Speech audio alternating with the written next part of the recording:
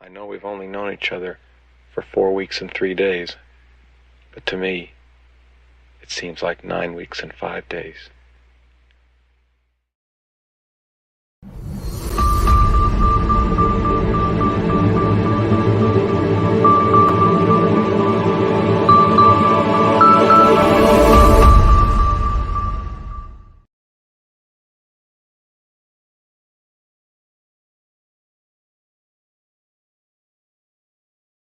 All right, all right. All of my passionate plant people and garden enthusiasts, welcome to the Sunday edition of the Let's Get Growing show here on the Urban Gardener channel. I'm Enoch. I'll be your host today. We've got a really, really great show ahead of you for you today. This weekend, we are talking about peppers.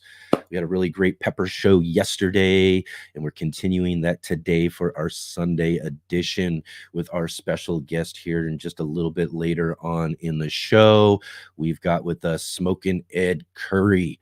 He's the cultivator of the new world record, his second world record, the Pepper X, world's hottest pepper by the Guinness Book of World Records. So really looking forward to talking with Ed about growing super hot peppers. I mean, he's got the world record holder, so he's the one to go to when we're talking about growing hot peppers. So I've got lots of questions for him up ahead for you all a little bit later on the show. So definitely stay tuned. And if you are here right now, click that like button, hit the thumbs up, and subscribe to the channel if you haven't already, as well as the bell notification so you can be notified of all of our upcoming shows and videos here on the Urban Gardener channel. And as well too, share out our show, share out links with your friends. Let everybody know we're here each and every weekend, Saturday and Sunday, 11 a.m. Pacific time and 2 p.m. Eastern time. We've got really great guests each and every week to have some really fun gardening conversations with all these great growers and people in the gardening community. So definitely come and join up with us each and every Saturday and Sunday. And a big, huge shout out to all of you who are watching our replay.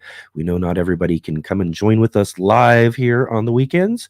So it's really great to have you along with us here for the replay. So if you are watching the replay, definitely get down in the comment section below there. Let me know you are here. Let me know what you got growing on.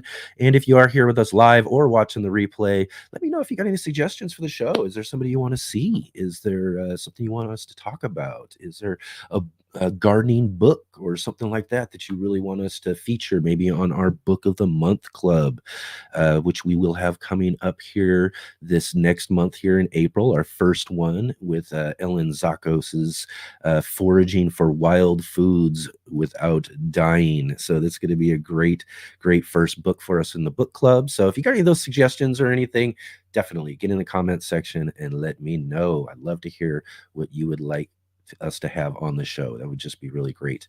And if you have any questions or comments, definitely jump into the chat feature there as well, especially when we got our guest on. I'd love to be able to feature some of your questions as well as the ones I've got here as well too. So we're going to have a great conversation coming up in just a little bit on the show. And also just want to kind of let everybody know, last week on the show we had with us from the James Gardening with channel with James Prigioni. We had James with us on the show for an interview. It was a really great interview.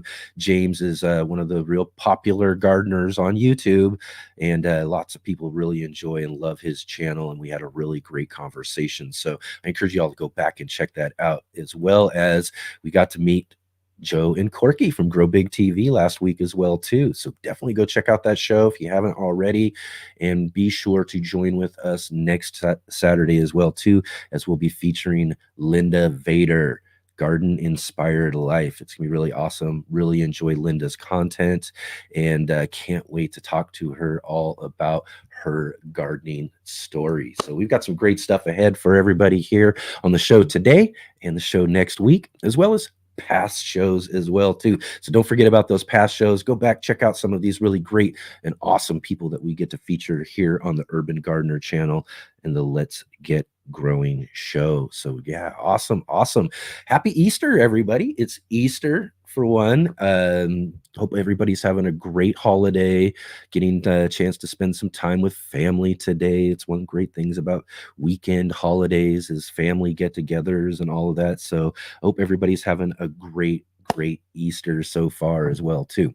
And yeah, I'm not usually wearing my normal hat. I've got my Mariners jersey on, so that means only one thing. It is opening weekend of baseball. And I know we're not a sports channel, but I am a huge baseball fan, have been my whole life. And always looking forward to spring when it comes to baseball and seeing my team hit the field and start to get all of these games started for the season. It's one of the fun. I mean, I think baseball is just one of those fun games because you can follow it every day. You don't got to wait every Sunday or every so many days or whatever that the other sports have their games scheduled. We get something almost every single day in the baseball world, and it's really kind of fun to follow along with, especially when you're out in your garden. I mean, this is what these two things really kind of coincide well together, especially for me in my life. I love baseball and I love gardening, and they're both they both got this kind of winter buildup and anticipation for spring.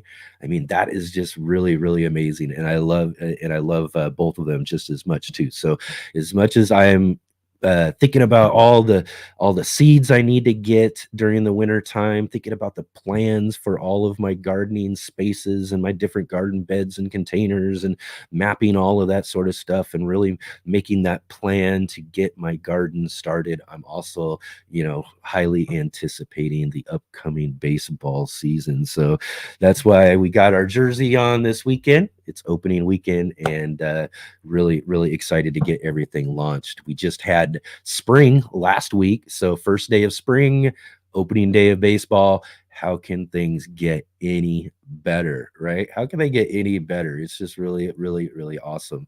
So let's see here. Let's catch up and check out who we got in joining with us today on the show.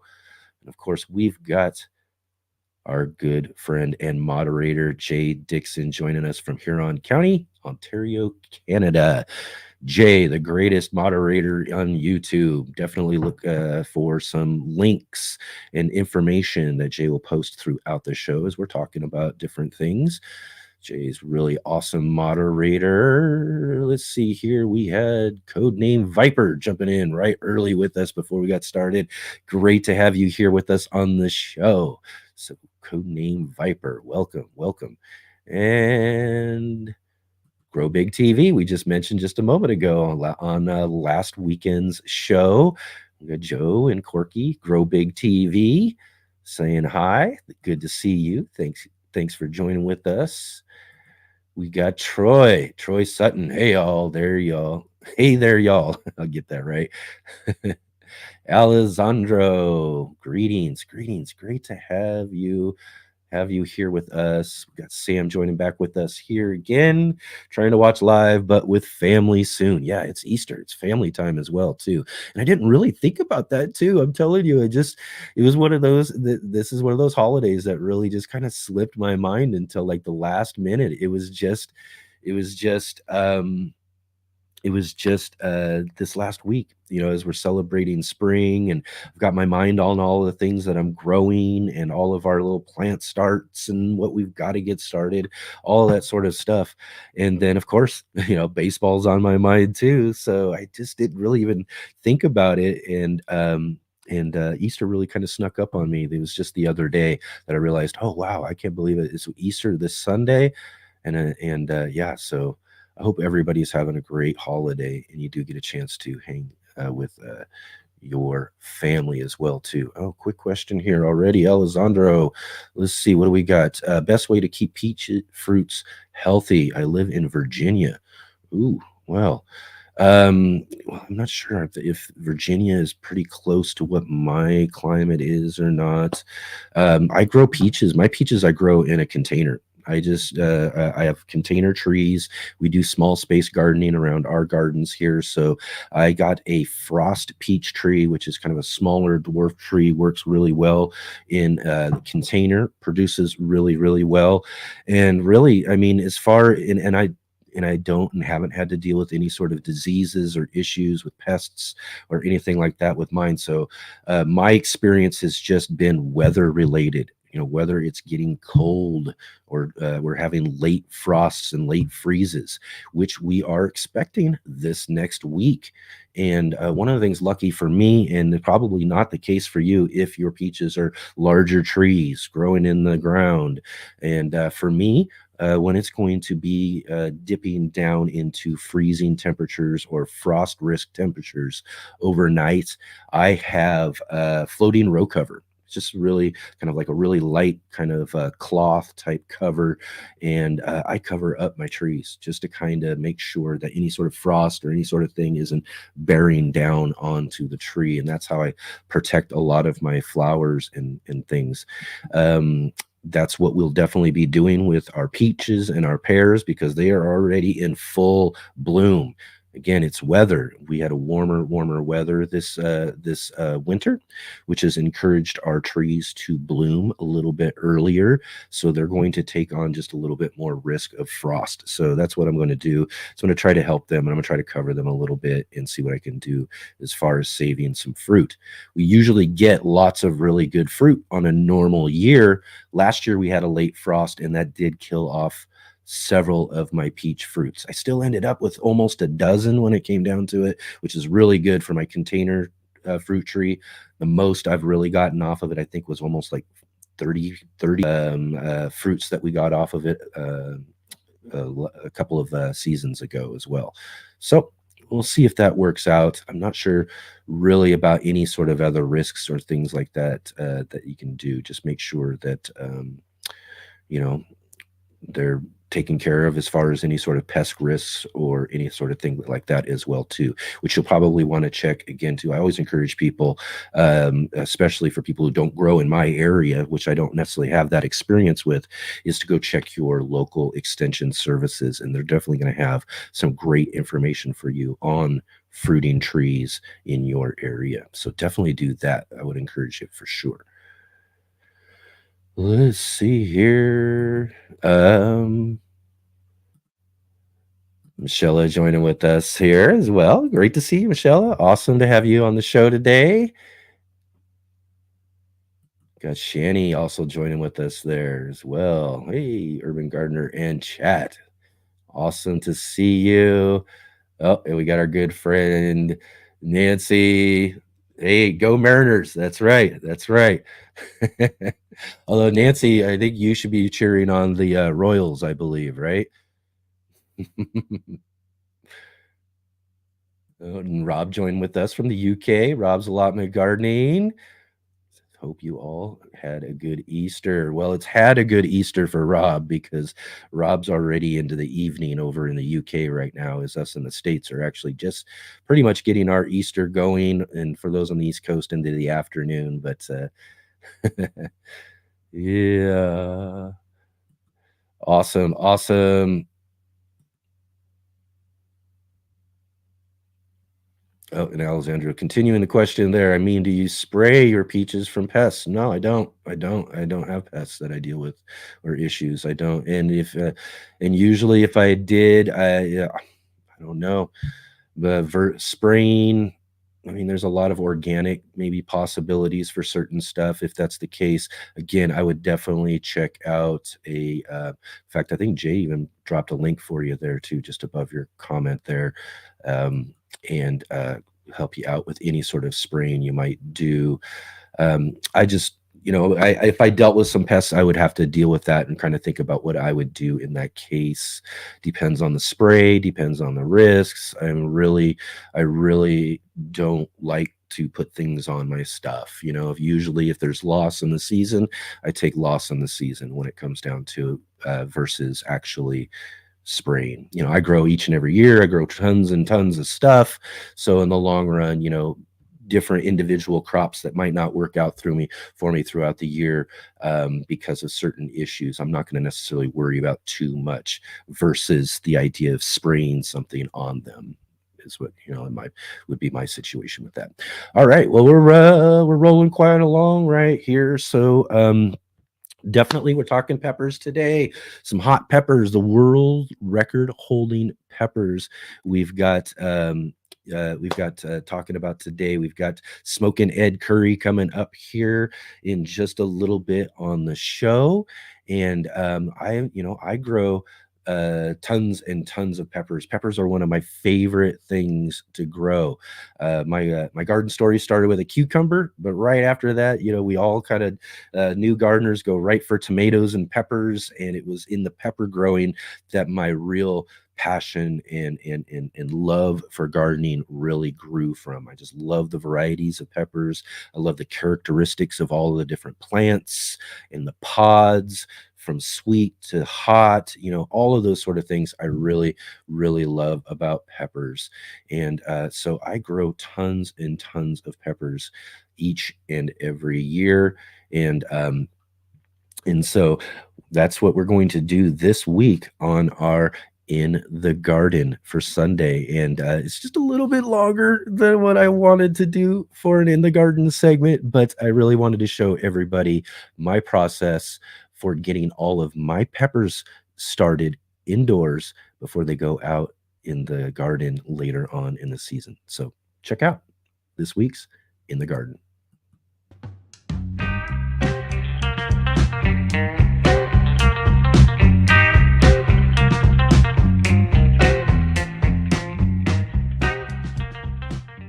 All right, welcome to In the Garden, in the house, basically. We're talking about peppers this week, so I thought I would show all of you how I get my peppers all started here indoors to get ready to grow outdoors a little bit later on in the season. Starting with our lighting. Growing plants indoors is going to require some artificial lights.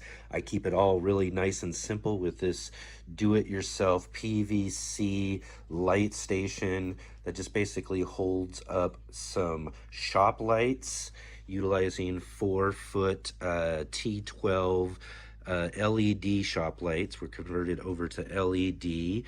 And I've got like a table here holding on to a couple of more where we've got some tomato starts going down there. But all of our peppers are about ready to get transplanted. So let's show you how we get these all started from seed. So I really love growing peppers. Peppers are one of my favorite plants and crops to grow in my garden each and every year, as anybody who watches my channel well knows. But I do have a process that I've developed over the years in order to get my plants ready to grow outdoors after our last frost date. So I'll take you through that today. So we get a bunch of our pepper varieties all selected out and get our seeds ready to go. And once we've got all of our varieties picked out, then it's time for us to think about the most important part of growing and gardening, and that's at any part of the process is our soil. Now, I like to make up my own seed starting soil mix. And it's nice and simple, really easy to put together. You really can't go wrong with this process. You also don't even have to do it. You can use just some regular potting mix or even some seed starting mix that you can find at your garden center. But I really like making my own seed mix, and again, it's so easy and simple. I utilize 1 gallon parts, and I use about 2 to 4 parts. And again, you can eyeball this, utilize what you like and how it feels for you, but use about 2 to 4 parts of cocoa coir. And you can find these in those compressed dry bricks that you add into water, and then they absorb all that water, and you can fluff it up really nice and fluffy. And once you've got that all made up, the cocoa coir all hydrated, then you can add in, again, we're using 1 gallon parts. I'm going to use 1 part of our worm castings and 1 part of our vermiculite in my seed starting soil batch. And then I'll also add about 1 cup of bone meal. That's really helpful to get those root systems growing really, really well. So I add that into my seed starting mix as well too. And again, it's really nice, fluffy seed starting mix, perfect for getting our pepper starts growing. And once we've got our mix all mixed up and ready to go, then we're gonna take our seeds and put them into these nice, simple 72 cell seed trays. These are so easy to find, very accessible for any gardener at your garden centers, big box stores, got them out right now, and they're nice and inexpensive. Now, we do have the 72 cells. We fill up nice, and I pack them in nice and good for each of our cells here to get those seeds and roots, something to really grow into. I don't want it too loose. So once we get that all packed in, I put in about 1 or 2. 2 seeds are really good if you want to make sure that you're filling each cell and you've got a plant growing in each. It's just when they start to grow and they get, I let them get about 1 inch or 2, and then I will cut out the weaker start if I've got 2 growing in a cell. That way I've ultimately got just 1 plant per cell growing. Now, one of the reasons why I like using these 72 cell trays is for labeling purposes as well too. I don't want to go through all the trouble of labeling each and every one of these cells out or each individual plant. So what I do is I got a nice little chart here. It's a simple chart. It's got 72 boxes representing the 72 cells, and I make a mark up on the corner of the tray here to mark the orientation of the tray. And then from there, we mark out a number that corresponds with each of our varieties in each one of these. So these I've just got rows, but I could put a number in each cell just to say that that's exactly what plant is growing in that cell. And again, that makes it really nice and easy for me throughout the growing and transplanting process until they go outdoors into our water wicking earth buckets, and then I'll put an individual label for each plant once we get to that point of it. But we're going through a lot of different plants. We're selectively picking out plants for our biggest and best plants so that we have the best plants going out into our garden. So that number will follow along with the plant as we go through the process here. And again, once these seeds start growing, we put once we get them seeded into the tray first, mind you, then we are going to put them into our light station that you saw there. And what we want to do then at that point is make sure that our lights are really nice and low and close to these emerging seedlings. As they emerge out, you want those lights really nice and close so they're not trying to stretch out and trying to reach for any light. These are artificial lights, so they're not really that powerful. So you can have them right up close without worrying about burning them or anything, especially if you're using LEDs. So you can get them right up close. Really important to have nice, strong, stocky plants instead of stretched out, leggy plants. We don't want leggy plants at all.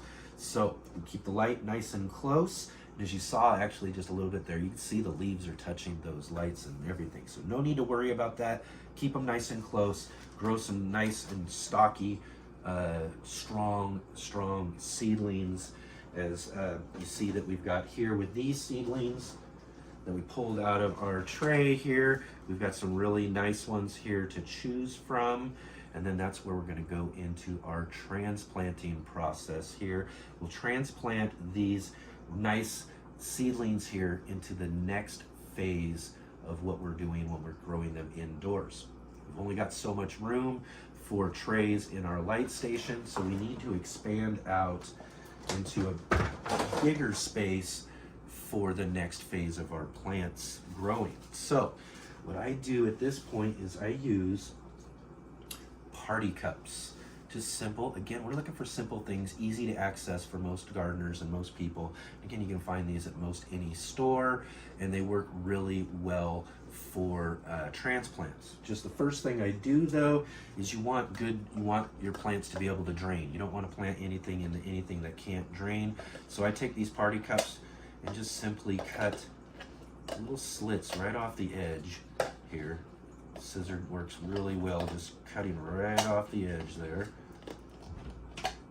And that will create some nice drainage for us there. Okay, so we use that there, as well as, again, soil being one of the biggest and most important parts of what we're doing here.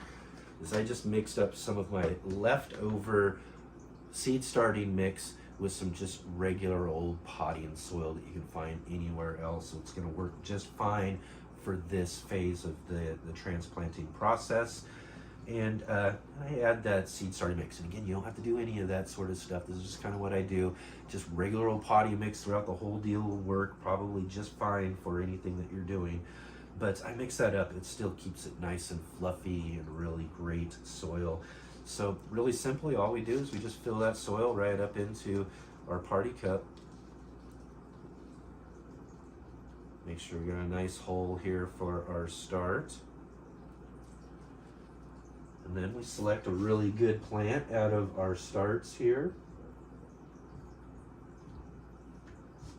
This one should work really well. As you can see, it's got some really nice roots here. And all I'm going to do is kind of fluff up those roots, just kind of work them just a little bit, kind of loosen them up a little bit. And then you'll see it's got the two cotyledon leaves here, which are actually already starting to yellow as they're getting ready to fall off. I'm just going to go ahead and pull those off, actually.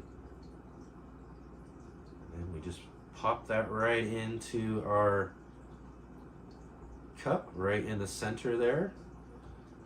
Fill in the soil. Add just a little bit to top it off. And then I'm going to pack it down in there just a little bit. We do want to apply just a little bit of pressure there. I mean, you don't want to pack it really tight, but then you also don't want it really loose either. You want to give your roots something to grow into there. So got that nice and centered into our cup. And then what I'm going to do is I'm going to use a second cup. Now I'm going to use a second cup because either if you're watering from the top, it's going to give something for it to drain into and not leak all over the floor, as you'll see with our system here in just a minute. And then also I can feed from the bottom too and water from the bottom. I can just fill this up, which I usually do about a quarter of ways full of the water I use, and then we just pop the plant right back in there, and then it'll soak up or wick up the water into the root system as it needs to. And that's usually how these things are going to be growing throughout the whole season, again with our water wicking earth buckets that they'll grow in when they get outdoors. But nice and simple here. We're all set for the next phase of our growing system. All right, all finished transplanting out all of our pepper starts, and keeping with our numbers, I just put them onto craft sticks to put in each one of the cups there to continue identifying our starts.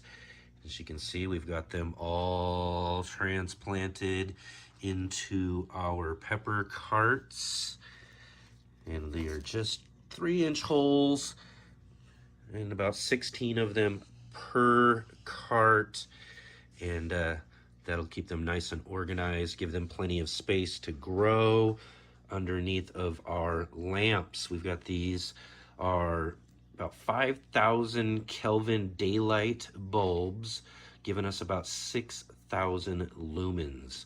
So we're getting plenty of really good light for each of these plants as they continue growing here indoors.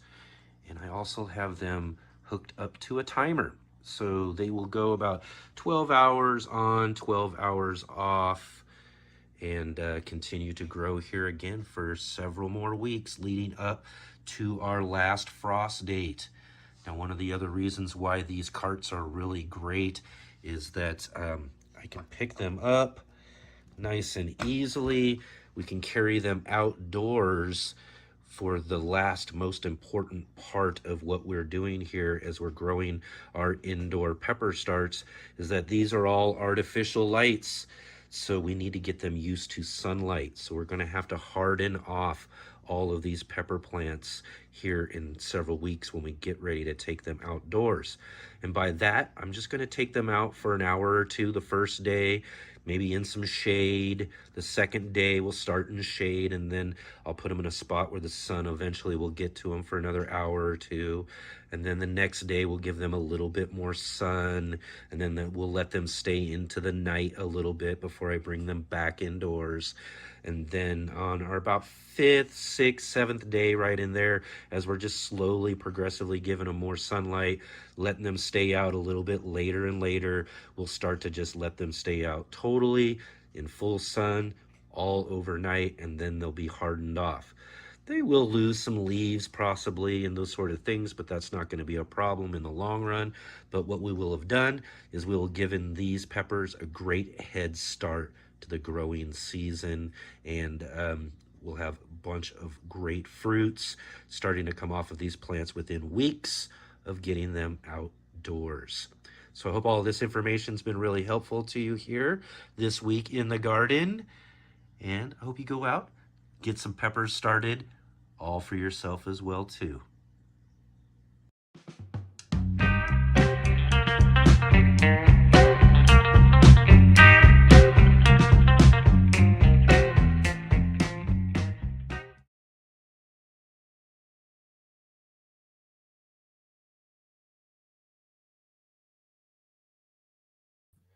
Oh, had the mic muted there. Sorry. All right. All right. Hope you all got some great information there for getting all of your pepper plants started up.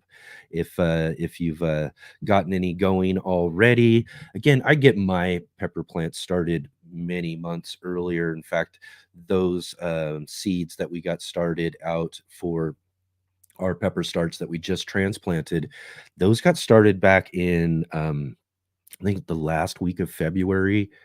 I think, yeah, it was about the last week, mid-February to last week of February, we got all of those started. Sometimes I even start even a little bit earlier, but definitely the point here is just to make sure we're getting a really good head start with getting these plants started up, because peppers sometimes can be kind of temperamental. You know, they they don't some, again, too, I've talked about this, is that they all have like these different characteristics, and some of them, one of their characteristics is being really slow growers. And again, we recommend using the heat mat for warming up your seed trays in order to kind of get germination to kind of get kicked in a little bit, and get those seeds germinated just a little bit earlier. But some of them can be really picky about when they want to get started. So definitely, let's see here. Let's jump back in here, check out our chat box.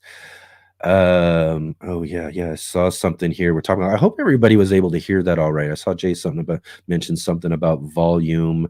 I don't have, once things get played like that, I don't have any way of controlling the volume. So hopefully everybody got to hear everything all right when it comes to that video. I'm not sure what it is. There are a couple of video clips we've played recently on the show, and the volume seems to not be as high as what the rest of the show is. So maybe this is something that this program I use, StreamYard, maybe it needs to work on or get fixed or something, because I don't change, I haven't changed any volumes on anything on any of the external type, the video itself before we play it or anything like that. So I hope that everything was all right. Let's see here. Let's see, Wicker Share Garden was saying something. I never used worm casting inside a fellow gardener. Add them to all her plants died. I assume she also mixed in hot fertilizer. It was a muddy mess. Yeah, there was something else involved with that. Again, too, I think it was mentioned a couple of times by others, is worm castings are not hot at all.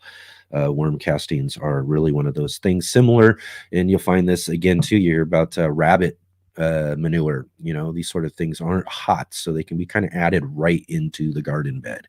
So and without worry too. I mean, you can almost, and I haven't tried it before. But like grow like in pure castings. I don't know, but I don't know if that would work. Wrestling that might be going a little too far, but pretty sure that you should be pretty good with adding, as much worm castings really as you want. Again, a good number. I think someone also mentioned too is about 20%. About 20% of the total volume of your soil, your seed starting mix, if that's what it is. That's what I would put in for worm castings, and it's just a great way to get those plants started. The plant itself or the seed itself doesn't need any energy. You can actually just start these actually like in pure vermiculite. I know that can be done, and no nutrients, no actual soil at all, that sort of thing, and get your seeds started. But once they get up and start growing into what we call the true leaves, the first leaves that come after the cotyledon leaves, then this is when the plant's really going to be starting to draw energy and needs some extra energy. I add everything in pre because what I want is I want the root system. I mean, we look at the top of the plant a lot of the times, what's growing on the top of the plant, and that's kind of what we're looking at. But one of the other things we really want to be thinking about, and that's why I've added bone meal. Actually, I've watched our good friend Mark Shea Colbert, who's on our show with us often. He ran an experiment last winter with all of these microgreens that he was growing, and he was trying all different types of amendments and things in just basic soil mix and potting mix, and adding different things just to kind of see and test how things would work out. And in each one of his tests, every time when it was just bone meal, not anything else, not any of the other ones, but it was just potting mix and bone meal. Um, every time his plants looked exceptionally better than the other groups of plants. So that was my main reasoning for adding that bone meal in, is because again too, we want root growth, we want roots. Strong roots make strong plants. So more so than kind of paying attention to what's happening at the top of the plant, is really kind of paying attention to what we're doing to help those roots really grow solid. And roots really only need a bunch of really good organic kind of stuff, and different things amended to the soil. Bone meal being one of those, which again works really great. Worm castings, another one. I think they work really well together to, the bone meal to help get that root structure going really well, and the worm castings to help in all the other areas and really give us some really great growth on top. So, yeah, definitely use the worm castings. And even better, do what we started doing too this last year was we we started doing our own worm farming here. So I love using the worm castings. I've been doing it for years, but I've always spending money on the worm castings themselves, and ordering them from other places or buying them at the garden centers and all of that. And it was just one of those things. I was like, why am I not doing this? Why am I not just growing my own worm castings?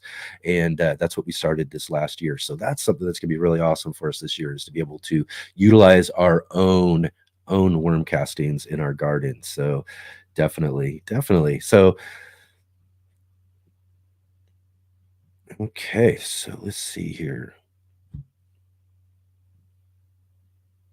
We can share a real quick question here before we move on. We got organic commercial sold blood meal, nitrogen. How long before that becomes water soluble?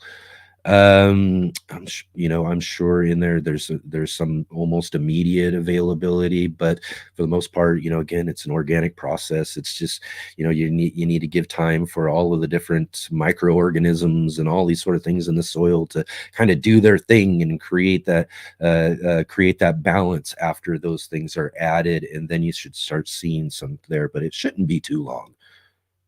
That's one of those ones that's just kind of really kind of gets to work, especially being such high nitrogen.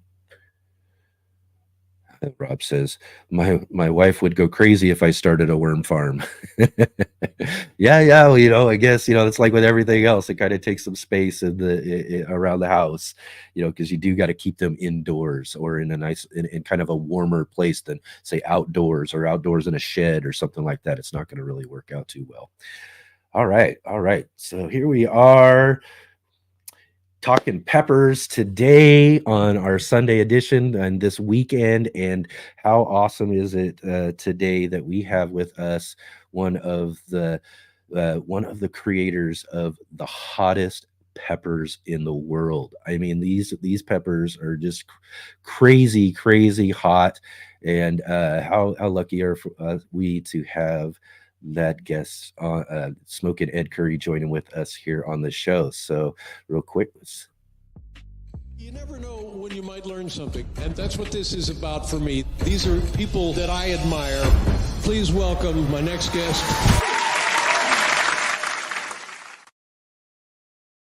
So, all right, everybody, let's welcome Smokin Ed Currie to the show. So awesome to have you joining with us, Ed. Thanks for having me. It's an honor. Glad we could get everything figured out there last minute, right? I Luckily for my video I had playing that we could work behind the scenes and get that set up.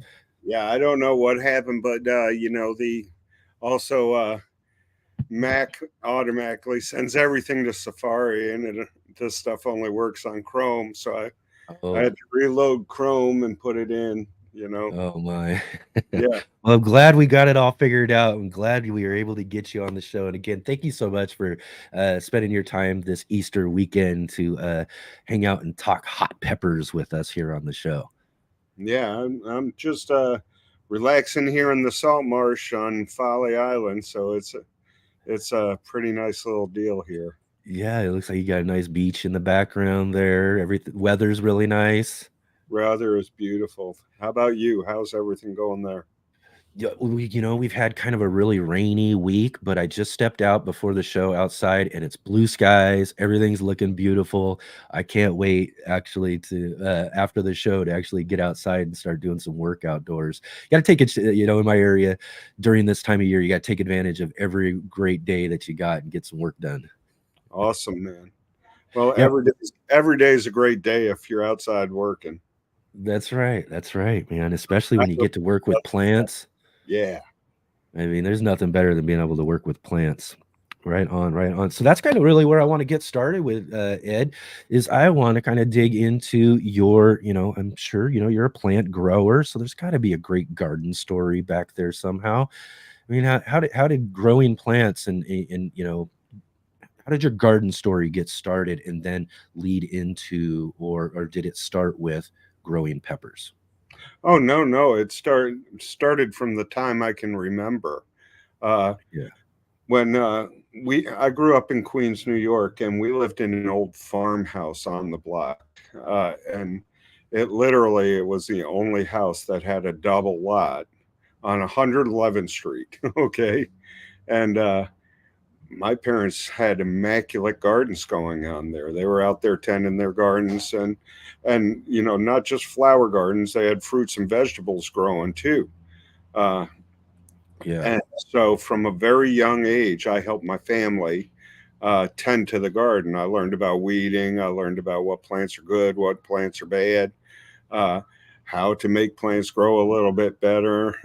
And Yeah. back then, there wasn't so many things you could get to help things grow. So like, there weren't Home Depots or Lowe's or garden stores anywhere in New York City, at least. Right. My mom would like teach me about washing out eggshells, Oh and yeah. Yeah. Yeah. keeping eggshells. And we had a little biodiversity area where all the lawn clippings and all the trimmings from Yes. food, because not everything was fast food back then. Yep. Uh, we're talking the 60s. There was no fast food. I mean, you got your Right. vegetables and you cleaned and trimmed them. They came with roots on and leaves on. Uh, Yeah. so they said, they were composting and they were doing all sorts of stuff. And we got the worms, to put into the Yeah. compost. Up there, the red regulars were really prominent. So, You say this is in New York City? yeah, New York City, Queens, New York. I grew up Ah, in Richmond Hill, inside of Queens. Uh, okay. so my mom taught me all about this stuff, and she also taught me about uh, breeding. She liked irises and lilies and things like that, and she Yeah. taught me how to. Uh, I all of a sudden one day she was chopping the tubers in half, and I'm Oh, like, wow. "What are you doing, Mom?" You know, and she was taking yarn and tying them back together again. And And she said, "Well, we might get a different color next year. Let's see." You know, oh, wow. yeah, and she knew more than she was letting on, and Right. it just got me interested in everything gardening. And from New York, we moved to a place called Valley Forge, Pennsylvania, and we had a 10-acre yard. Oh, Okay, wow. so the garden got really big. You go from like a small city space to just almost Yeah. anything you could possibly imagine, right? Well, for us as young kids, I believe I was 8 or 9 years old when we moved.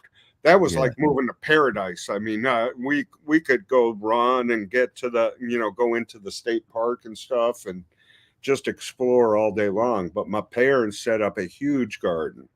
Okay, and they set Yeah. up like strawberry terraces and blueberries and all sorts of stuff. And part of our chores to get our food every day, because kids used to have to do chores to get the things that they expect today.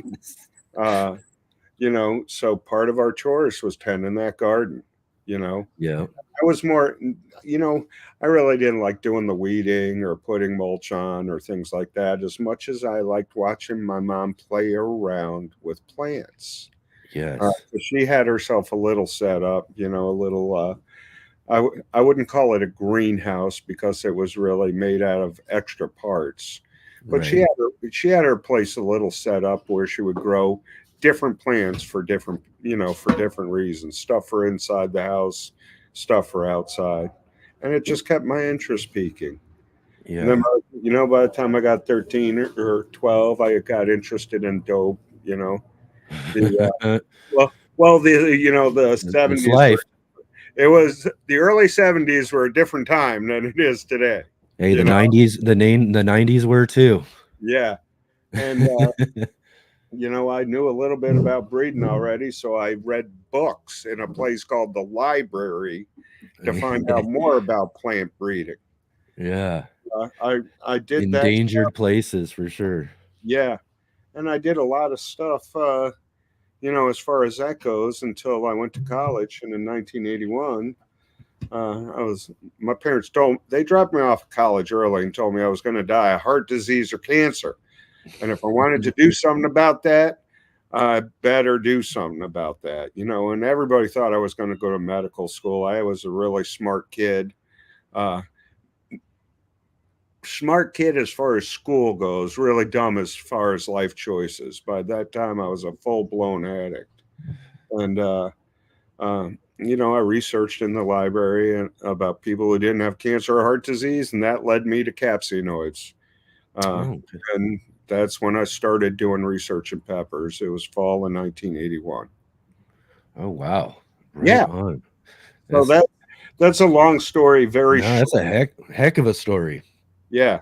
I mean, lots of great parts to that story. For one, similar in similar situations, other than my mother did house plants. That's where all of this comes from. That's where all of my knowledge and all that stuff, plus my early fascination with plants and growing, was similar to what you're saying, was watching my mom care Mhm. for these plants, to take cuttings and breed other plants, and she did all sorts of stuff. Her living room looked just like this when I was growing up, and Our whole house looked like that. exactly. It Just was so crazy. many plants and so many things, and I was constantly, and as a kid I was just constantly into things, and that's what she was doing. So I was Yeah. constantly into her things, as she's doing them. So it was just natural for her to say, hey, come sit with me here, let's take one of these, like right behind me here, little spiderlets. take a little spider lid off of a spider plant, and let's show you how to propagate that, and let's show you how to, put it in some water and watch the roots grow, take that and transplant it into a pot. And the next thing you know, here I am at 5-6 years old, and on my nightstand next to my bed is this plant growing, that I've planted and grown myself, and grew there for a couple of years. And then till my own room started, before I'm even a teenager, started looking like the rest of my mom's house, because I just started going with it. I just loved it so much, but it was years later before I found that I could actually grow food, though. That's something that was different. I didn't find that out until many years later into my adulthood and everything. But also, I really like that the early experience, though, that you had too. You're talking about living in the city, living in Queens. I got to visit Queens and stay there for a couple of weeks while we had one of our children having a surgery at Long Island Jewish. Okay. So yeah. So we stayed there, and I really loved Queens. I mean, it was so great. We were there for a couple of weeks. We were, so we'd go out and walk around the neighborhoods. We go walk around and check things out and all that sort of stuff. And people were just so great. It was completely opposite of what everybody was telling us. I mean, we were Pacific Northwest visitors to New York, and everybody's like, "Oh, be careful, don't do this and that and whatever." I'm like, I found some of the greatest people, and I still have friends from New York that I've met future trips as well too. It's just like anywhere else in the whole country, and probably the whole world. What the media says is only about 10% of the truth. Okay. Yeah. And there are some places in New York you just should not go unless you know what for sure. doing. Okay. But most of it is just like your neighborhood at home. Yep. You respect the people who are there, they're going to respect you. Plain and simple. Yeah, there was one instance, though, like you're saying, there are places. And I remember we were getting a ride. We were staying because we were at the hospital there, and we were sponsored by the Ronald McDonald House. Awesome. And so they came and picked us up from the airport, and it was this older gentleman, and he was driving us through this place in Brooklyn as we were heading through there. And you could tell it's projects, it's that sort of thing. And he just basically says, "Don't look at anybody." Yeah. That's all he told us. Just don't look at anybody. Just keep your head straight, and we're going to get through this neighborhood, and we're going to hit this freeway, and we're out of here. Don't even worry about it. And I remember people right at the window, and we're sitting there like, okay. Yeah. But again, too, it was probably one of my more favorite experiences ultimately, though, too, was getting to hang out there in Queens. But again, too, to be able to turned out all right. Did everything turn out all right? Yeah, for the most part, we had a great. One of the reasons why we were at that specific hospital was because the surgeon there was a worldwide renowned surgeon who donated his time. He's just an excellent guy, but he was one of only 3 people who could do this surgery. So we had to go there to do it and everything. The guy was amazing. Just and did some things that we were not expecting from a doctor, but it's great. And again, this was many years ago too. So our girl is now, I mean, I think she's over 30 years old now. So life's going good for her. Turned out okay. Everything's turned out okay in the long run. Good. But I just remember that experience, and I remember Queens, and you brought that up. So it's just kind of that. But again, too, to have that kind of young experience in the garden, in the city, that's kind of what our main prime focus is here for the Urban Gardener channel, the Urban Gardener, city gardening, small space gardening, that sort of thing. But I find it interesting that you say that you go to this from this small space, and then all of a sudden you get this big, large space where you can grow almost anything, which a lot of us who have small spaces just can only dream of.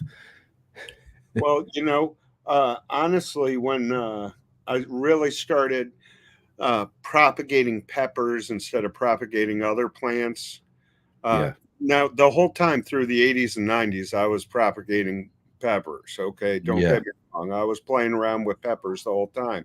I was using, we didn't have the internet. All right. So I had to write letters to agricultural places all over the world. University of the West Indies was one of them. And I asked them for seeds and soil samples. And I found out it was illegal for a while, in the early 80s to bring in soil samples from, But everybody who I sent a letter to sent me back many different varieties, and to the point where I now have probably somewhere around 7,800 to 8,200 varieties of peppers that have come in from around the world. All right. Right. Now, some of them are like the Aleppo, okay, Yeah. from Syria.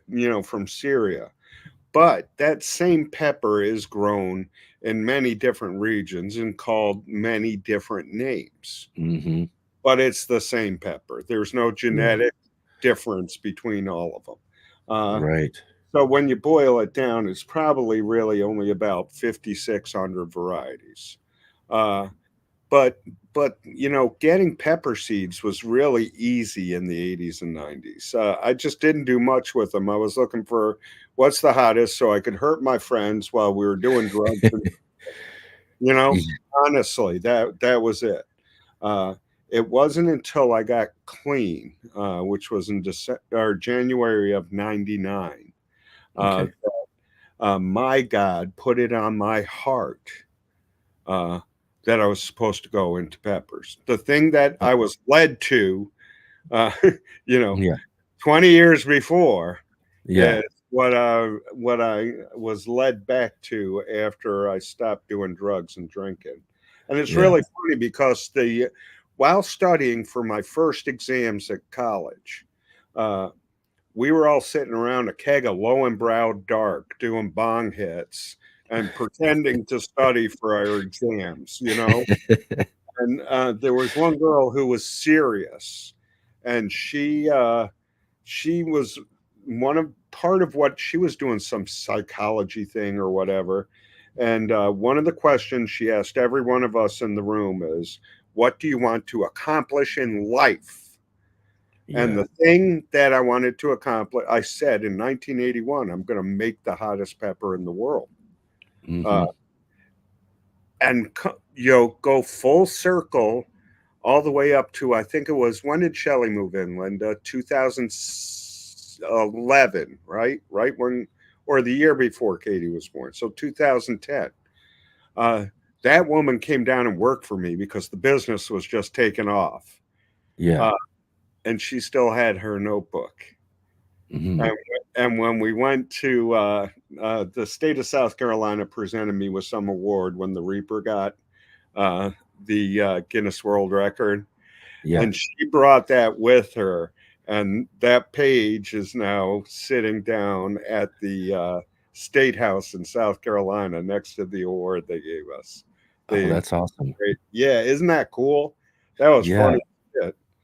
But, I don't know why I said that. I was out of my mind, doing yeah. But it's kind of funny how we all know what we're supposed to do in life, okay? We all know what we're supposed to do in life. Mm-hmm. And part of what our essence is, I truly believe, Yeah. is putting our hands in the dirt and growing our own food and growing the medicine for us. And growing, house plants used to be medicine. They weren't ready. It was medicinal plants. That's what we're supposed to do. And we all have it inside us. We just have to get our fingers touching that dirt, Yeah. And once we touch the dirt, I think we remember where we came from, Yeah. And I had moved, while I was drinking and drugging, I had moved back and forth from Michigan to South Carolina. You talk about two different extremes, Right. Yeah. a polar region, essentially, which the growing season was very short, to where I live in South Carolina is actually considered a subtropic zone, where the growing season is very long. So I built my first greenhouse down in South Carolina in the backyard of my wife's house while she wasn't looking. There you go.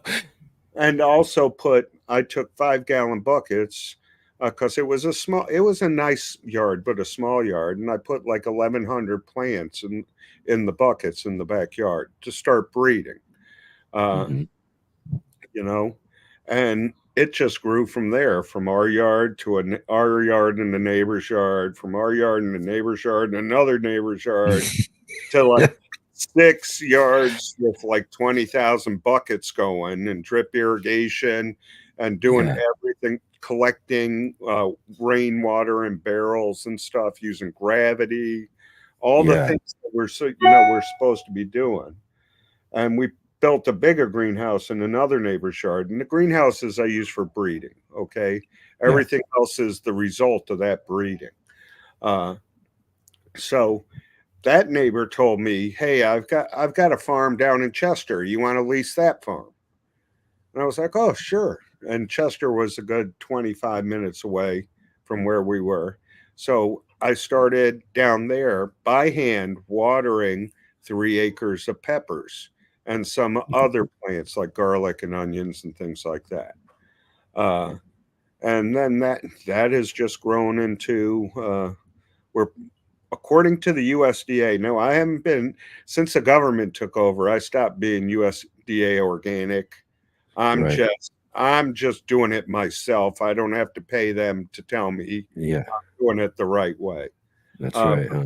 Last year, I was with when the government took over the organic certification.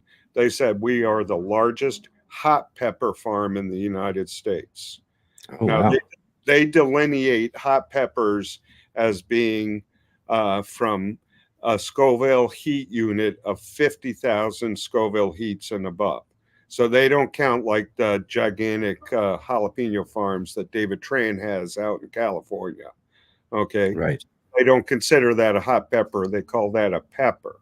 Right. So we are, we are the largest operation making hot peppers. That's awesome. And I from think all of that farming and all of that, putting that together, you end up forming the company PuckerButt. What a lovely name. PuckerButt Pepper Company. Yeah. Well, the name was actually me and my wife argue over it, but essentially I said if it doesn't make your butt pucker, it's not a PuckerButt pepper. Don't even start with me. She's over here looking at me going, no. Yeah. Well, she said she's the one who said it. It doesn't matter who said it. That's how it started. That's how it came about, huh? Yeah, and it was Smokin Ed's Pepper Company before that. And we went and LegalZoomed the name and changed it. So that's where and you can't. It's kind of a divine inspiration because every time you say the name, you smile. It doesn't matter who it is. It's right. You smile when you say it. So yeah. And well, it doesn't matter what your initial thought about it is. It just happens. It's just you can't help it. You just can't help it as a human being. You can't. So we have this giant farm that says PuckerButt Pepper Company, which makes people laugh. We're breeding the hottest peppers in the world. By far, we're the only one. There's other people out there trying to breed hot peppers, but they've got like 10 or 15 buckets in their backyard. You know what I mean? Right. We're using greenhouses. We're using science. We're doing the science. We have geneticists involved, botanists involved, chemists involved, and we spread it out over a large pool. So if I breed a new pepper and we decide that we're going to chase it to see if it can actually become a stable crossbreed, it's not just me growing it. Okay, we have agricultural colleges that then set up a little stand for that pepper alone to grow in, and they assign a student to follow it. You know what I mean? Okay. So it's not just you got to get the community involved. Yeah. Just like your gardening right there. The gardening community has to be involved. Okay. That's right. So you got to get the community involved when you're doing good things. And then when we test them and see that, okay, they're getting they've got good compounds, they've got good genetic structure, This looks like it can become a stable crossbreed. After all is said and done, we bring it back to the farm and really start testing it. Yeah. And that's when we're growing, 100,000 plants. Yeah. What is Okay. it? What is there some of those maybe people would be interested there too, and kind of some of the specifics of what you are doing to crossbreed? What are you looking for, and how do you get to a stable seed? Okay. So uh, when I'm crossbreeding, I take two peppers that have, and there's many, many different compounds in peppers, but we're going to focus on the capsinoids. Okay. Capsinoids and tannins. When you look at capsaicin, everybody knows that word because that's what they use out in the publications or in advertising and such. Capsaicin is one of many compounds that are in a capsinoid family found in peppers, and one of those subcapsinoids, one that is not capsaicin, has a key on it. There might be more of them. We haven't got the data on it yet.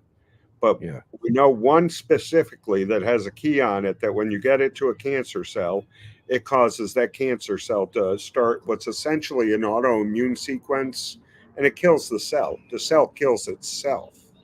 Oh, Uh, so we look very specifically for that one because it also happens to kick up the Scoville heat units when you're looking at it overall. And yeah. by kick up, it's normally found in minute quantities, but when we can raise those levels, it significantly increases the SHU in the pepper. So we look for specific capsaicins and we look for very specific tannins. Uh, so we're just cross pollinating from that point forward. We've tried we've tried cloning, we've tried you know cutting All. peppers and then planting them into tomato stalks and then cutting Yeah. those cuttings and planting them back into pepper stalks. Just the Just about grafting and things. we've tried just about every we even Yeah. tried splitting seeds in agar and mixing it ourselves. What Yeah. works the best is cross pollination. Hmm. But Yeah. unfortunately, peppers are part of the nightshade family, so they self-pollinate. So you Yeah. gotta really you gotta try hard.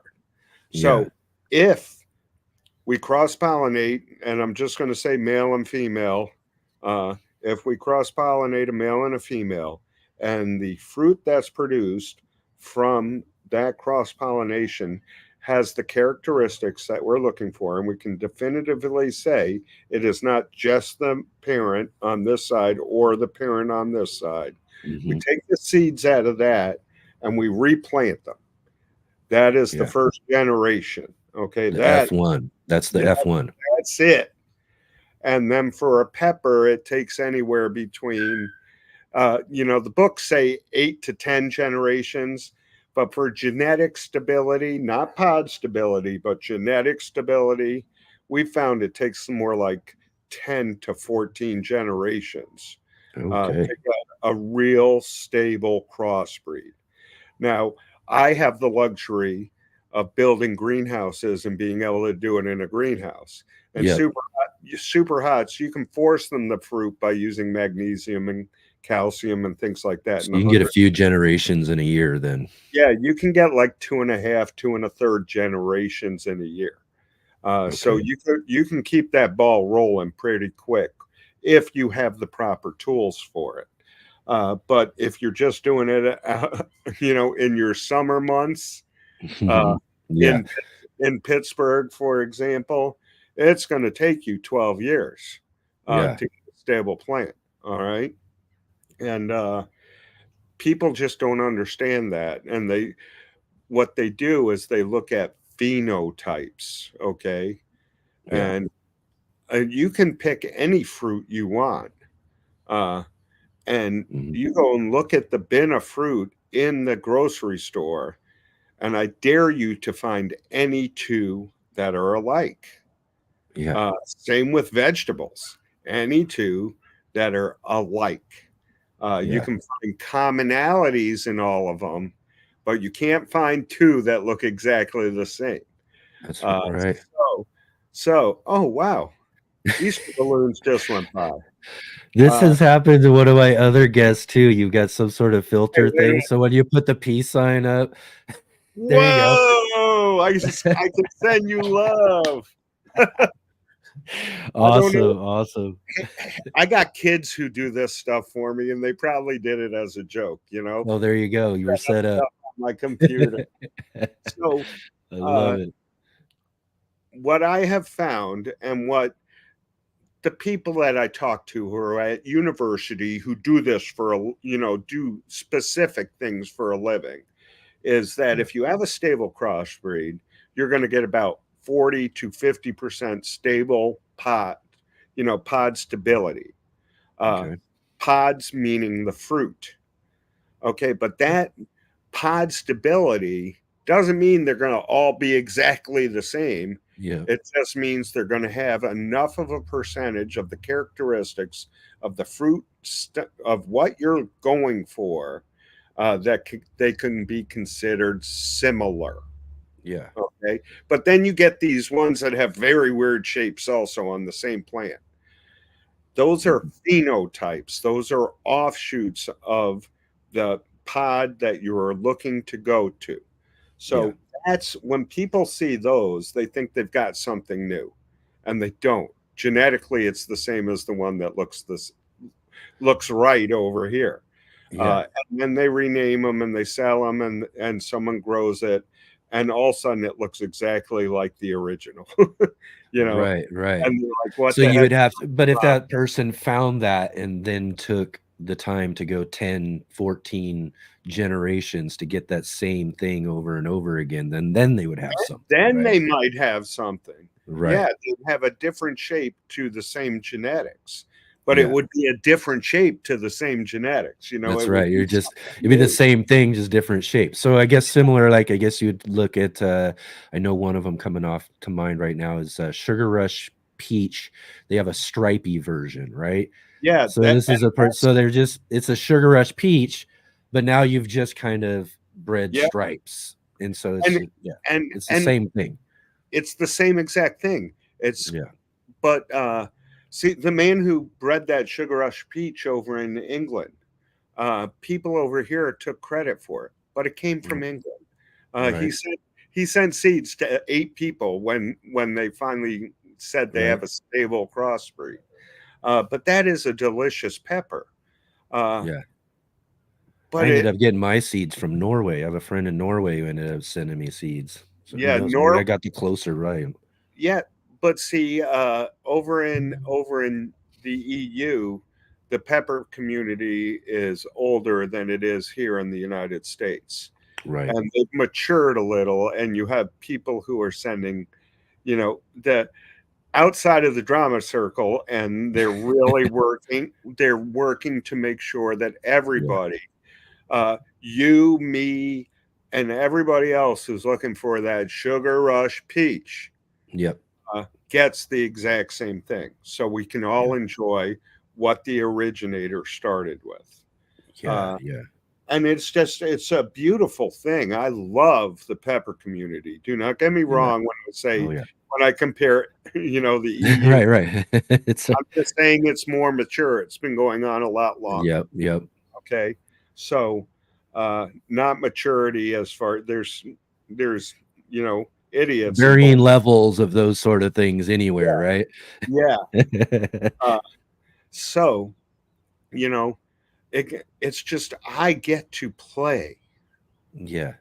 every single day with peppers. I get to sit and play with herbs and spices and stuff because people know me for the peppers, but my passion is irises and lilies. That's what my mom taught me first. Yeah. A lot of the flowers I've created are in the magazines that people get. Order your bulbs today because I sold them. Right. Yeah, but Oh man, that's great. that's real my passion, and also trying to breed different herbs together. They have to be in the same family, but you can get some really tasty herbs by breeding two together. Yeah. And another thing I've been trying to work on is like an herb tree, uh, using using essentially a host plant, Right. and then grafting in different herbs all over that plant. So Wow. someone who doesn't have any garden space, just has a window, can Yeah. grow a lot of things in a small space. Well, you ever You get that accomplished, you definitely let me know. I got to try that out. We've been For sure. trying for a while, man, and we just got to find the right combination, so that it'll all grow, not just part of it. Yeah. Okay. Yeah. But Excellent. it's just, it's a hit or miss thing. You're getting way past the science part. Then you're just, the host plant has nothing to do with it. Yeah. And all the science wants to look at the host plant. The host plant is just a way to get nutrients to the plants you're actually trying That's to right. That's get right. to. And it's And grafting, it's usually just root stock, those sort of situations that are just going to give that plant the top of it the extra strength it needs, that sort of thing. Yeah, and that's why I'm starting to think like a tomato, really like an heirloom tomato, an old world tomato might be the way to go with that. Might be. Right.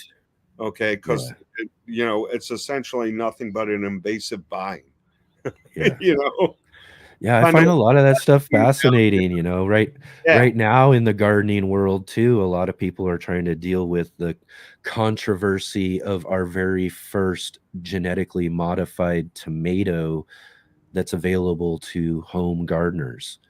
And so but it's different than other genetically modified plants in the fact that they've bred two edible plants together, or characteristic from one edible plant into another edible plant, which isn't the case for all of these other GMOs that a lot of us are concerned about. So it's a different type of plant science. We're utilizing that same science, but it's a little bit different. So I find that kind of interesting. Still don't know where to stand on it completely yet, but it's in that science of playing around with plants. And if we could play around with edibles and things that are, normally good for us on their own, similar kind of what you're talking about with that herb and putting different herbs together and doing that sort of thing, those are the types of fun I think we should be really having when we're playing around and experimenting with our plants, versus some of the pesticide stuff that they're trying to do with some of the other GMOs. You know what I mean? That stuff's just that's crap in the long run is what it is. Yeah, it is crap in the long run, but I think people take that GMO label and they put a scare to it. They put it's a stigma to it. Okay. Yeah. Yep. Whoa. There's the balloons. It's the peace sign. It's the peace sign. Well, I wasn't even peace signing. I was the quotes. Yeah. Whoa. Oh, now you got confetti. Yeah. You'll have to thank the kids for that later. Yeah, that one of them probably did it, knowing that I was supposed to be doing this. So you got to think about like your mom and dad mixed genetics and came out with you. Right. By definition, you're GMO. Okay. Yep. Yeah, all right. So it's not necessarily the word GMO that we need to worry about. It's the gene splicing that we need to worry about. Like one of the things I was reading about that really worries me is fish corn. Okay. Right. Yeah. All right. Breeding the North Atlantic salmon into corn to get a longer season in Canada doesn't sound like a smart idea to me. Yeah. Yeah. Okay. How about growing the corn in Africa? And people think Africa is not a great place to grow. Most of Africa is a great place to grow. How about growing the corn in Africa where you don't need to do anything to it and then shipping it back to Canada? Let's see some, economics going across the world instead of staying in one place. Yeah. Yeah. And it's exactly those types of crosses, though, that I like to kind of differentiate though too in the gene splicing. You're gene splicing a fish into a corn plant, or pig genetics into soy or whatever it is, and they're Yes. taking these different organisms, things that have no real relationship to each other in the world, really, you know what I mean, far removed relationship to each other in the world, and then the difference, like I said, with this tomato is that they're taking this purple color gene from a flower, an edible flower, and they're just making a tomato a little bit more purple and increasing their anthocyanins. You know what I mean? Same phylum, right? Different Pretty species. much, just Different plants. species, same phylum, different species. Don't Yeah. cross phylums. Yeah. Okay. Yeah. So there you go. Great explanation. I love it. And Yeah. that's I think that's a good way of looking at it right there. Let's not change those, Yeah. elements of what we're looking into crossing Yep. Well, or splicing. people ask me all the time, why don't you cross a pepper with a cucumber and make a spicy cucumber? Well, sorry, that's not going to work. I can genetically modify the cucumber to have the pepper genes. Yeah. But Which would be interesting. I think that would be but interesting. the flower and the pollen and the stamen won't work together. They're two totally not in a natural sense. Yeah. that's like a human trying to have sex with a fish. Let's just say it's not the same thing. And it's hard to explain that to people who don't understand science. But see, like, I can put peppers and tomatoes together and I can get a spicy tomato. Okay. Yeah. But I can't get the seed to reproduce. Right. So we figured out how to do it inside agar to get the seed to reproduce. But so you're basically just making a hybrid, one season turn. But it doesn't produce the second year. Yeah. So when we finally figure out what is causing it not to produce, there's a chance we can have spicy tomatoes. And people will say, oh, well, that's not right. A pepper and a tomato are different. No, they're nightshades. They're not different. They're just different looking. Yeah. All right. So, that's a real possibility. Spicy eggplant is a real possibility, but that's all, future. Yeah. All future stuff, all interesting things when it comes to science and this, and one of the things too is I like digging into that stuff, and I like kind of like talking right about it, and getting into it. I think they're fascinating things for people who, are really passionate plant people, as I like to say at the beginning of the show. If you are, these things are kind of interesting. And then when we take the interesting and then we can start looking at, well, what's interesting versus possibly not good for us or dangerous. You know what I mean? We can start doing things at that sort of level. I think in just a couple of weeks, we're going to actually have the scientist who developed that tomato on our show. We're going to dig into the science. We're going to talk about it, and we're going to do it. I'm not saying. Yeah. I mean, we're not, I think it's fascinating enough for us to, those sort of things are fascinating for us to have some discussions about and to talk about and to, have out into the world, so we can all gain just a little bit better of an understanding of these sort of things, and maybe hopefully remove some of those underlying stigmas and fears and things like that as well too. Yes, definitely. But here we are. I'm going to get, before we run out of time, man, we got to talk about these things, man. Two-time world record holder for the hottest pepper in the world. Actually, three. Oh my gosh, I'm even off by one. Yeah. Everybody knows, already had some folks in the chat talking about and wondering about seeds and all of that. Of the one that's really probably the most popular that everybody thinks about is the Carolina Reaper. Hey, it's codename Viper. I see some of my friends on here. Yeah. Codename was in early. He's waiting for you early. Sorry, man. I was having technical difficulties. I don't have people here. I'm down at the beach, man, and my people are still back at the farm. So yeah, exactly. I figure it out on my own. Right.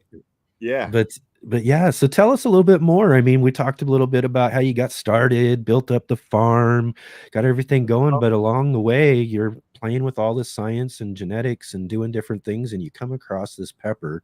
It's got this evil looking hook on it, and you call it the Carolina Reaper. Tell us a little bit more about that pepper story. Well, that pepper was actually known for a long time as HP22B, and that stood for higher power. Okay. Yeah. And it was row 22 pot B. I had all the rows of these 5-gallon pots and 7-gallon pots labeled and numbered, so people didn't know what I was doing. You know what I mean? This cross is, this number equals this cross, this pepper times this pepper, and then we'd have 5 or 6 pots of each one of the crosses to check for stability. And that one was a very nasty pepper. A woman named Joan Jackson she worked with me at First Union at the time. She kept on telling me I did not know pepper. Okay. And she was from St. Vincent. They call everything as pepper. They don't put names on it like us. Okay. Yeah. It's pepper from their yard or pepper from that store or whatever. So she brought me back this pepper to play with because she kept on telling me I didn't know pepper. I kept on bringing her hot sauce and salsa, and they always would eat it, her and her husband and their family. But she kept on telling me I did not know. So I bred that pepper with a whole bunch of other peppers. And the first time we got what that HP22B produced, it knocked me to my knees, man. And that started a journey using Winthrop College and a couple other universities. Well, Winthrop University, it was a university already. It was a college before. But Winthrop University and a couple others to do HPLC tests on the peppers that I was growing. We turned it into, we didn't just, I need a SHU test on using an HPLC. We got students involved, and we got geneticists involved. We got kids from the genetics involved, and we got kids from the botany involved, and we got kids from all over. And I call them kids. They're, grad students. They're not people about to go out into the workforce, but we got them all involved to become part of the testing of these peppers.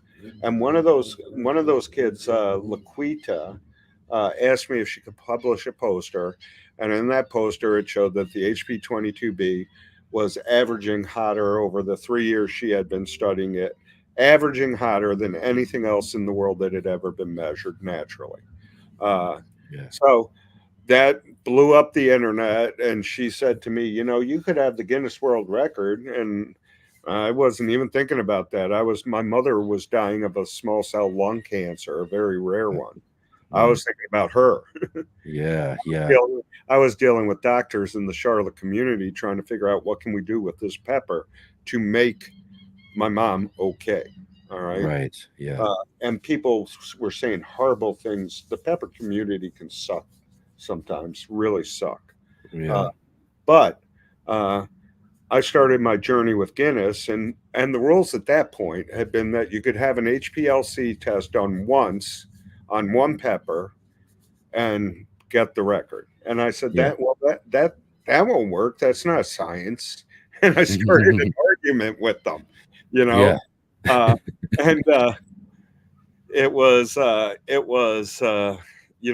think I argued with them for 4 years.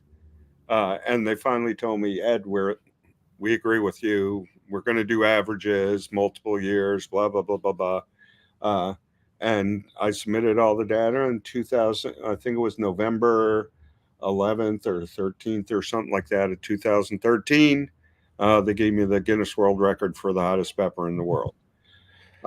In 2017, I found out that I was supposed to re-up it every 3 years. They make you recertify. And they had never had a pepper go that long.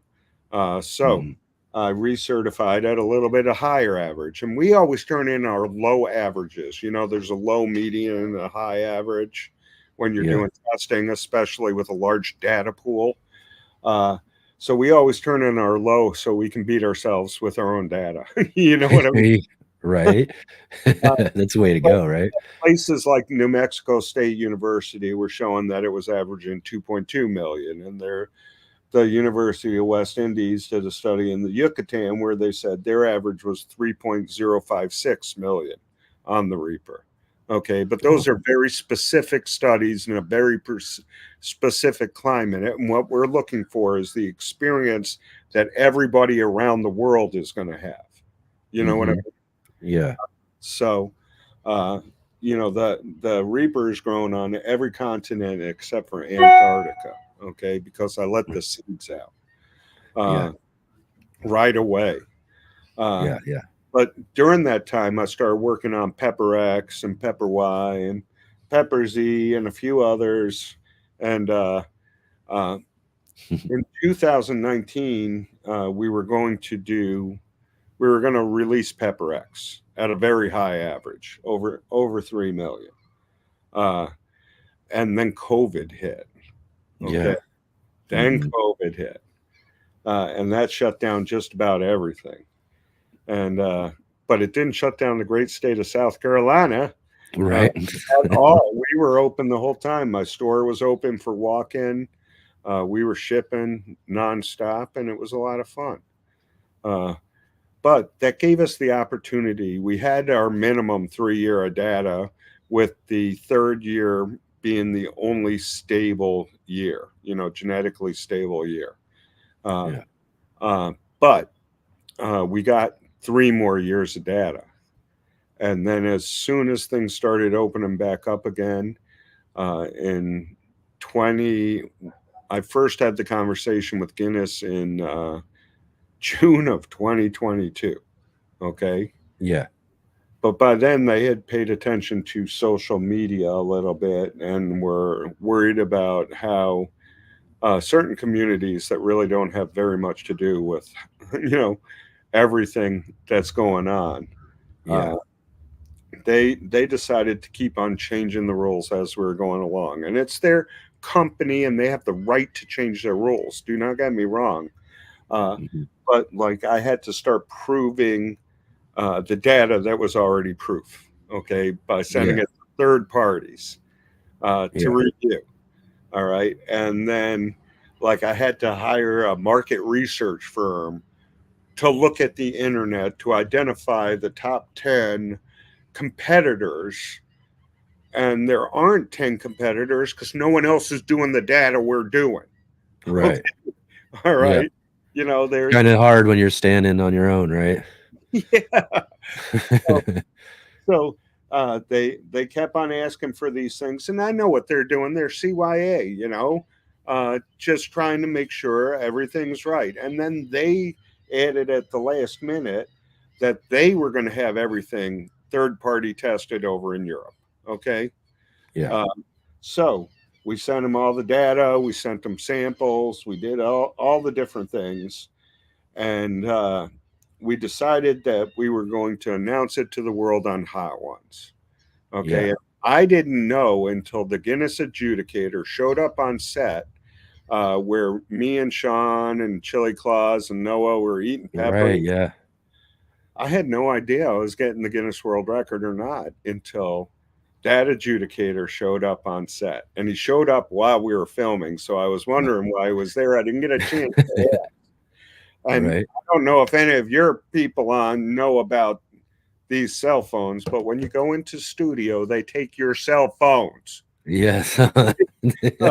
So they had contacted me by cell phone and told me I had the record and the adjudicator was on the way, but I didn't have my phone. Right. So that's well, it made for a great setup for a great surprise, right? Yeah. Well, if you look at when he came on stage, I got emotional, man. Yeah. Okay. Yeah, I got really emotional. And it wasn't about having the record. I said exactly why I was that emotional. It just spilled out of my mouth. I was proud for my team that the work we had been doing that people called us liars about, okay, and said vicious things and did vicious things. it was finally that work Yeah. not only came to the public, but had the Guinness World Record, which is the highest accolade Yeah. Yeah. doing these things. Okay. Exactly. All right. So, and it was all about the effort of my team. Okay. Not Hmm. just me, not just the pepper. It takes a whole team of people to do this stuff. Yeah. Okay. And You built a really great community and all of that too. And it's all family. yeah, yeah. And and that really kind of, I think that's a great segue to really one of these questions I really wanted to talk to you about too, and everything is that, you know, prevalent in the hot pepper community. Now, I've been kind of like an outside viewer. I'm a garden community guy, Mhm. and growing and plants and all of that. But my big fascination in growing plants, out of all of the plants out there, are peppers. I love peppers. Once I got started growing peppers, started learning about varieties, all of these sort of things, I just totally was. I was just in. I was like, I'm in. I want to grow as many of They these look things as cool, possible. you They know? look cool. And if you like growing plants, I think one of the coolest things about pepper plants, and I think we had a quiz yesterday that said there's like over 50,000 varieties around the world, maybe even more, who knows, Mhm. right? But Yeah, each and every single one of them has its own individual characteristics. They're yeah. like fingerprints. Every variety has its own characteristics, the way it grows, how, like, are they going to be short and stocky and slow growers, or are they fast growers and get really tall and lanky? All sorts of them, from colors of leaves to the colors of pods, shapes of pods, just so many awesome, even colors of flowers. I mean, there are different colored flowers on different types of pepper plants, so just so many things I find fascinating about peppers. I love peppers and everything. So, and I'm not doing a very good way segue into my question, anyways. But kind of got it on a tangent there because I do love peppers so much and everything. But uh, one of the things, though, too, that I find in the pepper community, though, and I see this, and this has been pointed out and talked about in other places as well, too, is that there are a ton of people who go through addiction. There are a ton of people who are in recovery, Yeah. who turn to peppers, who turn to, I think a lot of people are looking for that next, something else, something more healthier, something more better for them that they could turn to, and a lot of people find hot peppers, to be one of those things. And you find that really prevalent in the pepper community. So that comes down to one of the things I think is really great about some of the story that I know about you, and that is that your team is made up of a lot of this community as well, too. Yeah. Well, there the real reason for that is what causes us to perceive heat, okay, in peppers is a nerve receptor that only mammals have, TRVP1, or TRPV1 as it's known, okay. Uh, and it sends a signal to our brain that don't eat this, it's poison. Okay, the brain reacts by saying, okay, well, let's say we're on fire. Okay. Hmm. No one knows why it says we're on fire. There's different reactions for different things. Arsenic does want, you know, but peppers, you'd have to eat your full body weight in pure capsaicin to really have any, uh, you know, chance of dying. Okay. Yeah, that's All right. right. But your body perceives this as a heat. Okay. Yeah. And then all the physiological stuff like eyes watering, skin flushing, saliva running, nose run, mucus, all that physiological stuff happens.